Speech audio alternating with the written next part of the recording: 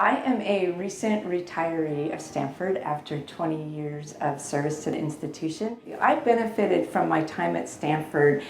I think about it in the sense of I am not formally educated from Stanford. I do not have a degree from Stanford. However, I am informally and was educated at Stanford every day I came to work. I interacted with other administrators and alumni, and they taught me about community, they taught me about the world at large. And one of the statements or reflections I had in working with students on campus was I learned that if I'm upfront about what I do not know, I'm more greater respected for what I do know. So specifically when starting and co-founding with some other amazing Stanford community folks, the Stanford Alumni Mentoring Program, the students would come to us and we started developing technical expertise that I did not have around, say, software.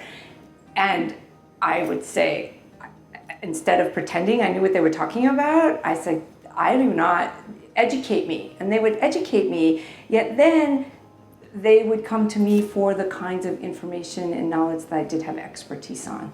Working on and being a part of the Stanford Alumni Mentoring Program is really one of the highlights of my time here at Stanford. Stanford Alumni Mentoring is really a container to allow people to connect and start initiatives that are important worldwide. So Stanford Alumni Mentoring was one of those initiatives that provided an opportunity for students to connect globally. A specific example, we have all kinds of alumni that, for example, participated in the study abroad program, Oxford, and we had students who were going to be going to Oxford. So students could do a simple keyword search on Oxford and find alumni who maybe were still living abroad or locally that had that same experience and have an opportunity to have alumni who had not connected in a while reconnect with Stanford. As I look at the 125th year and what Stanford can be doing going forward, I think it's really important that Stanford share its wealth.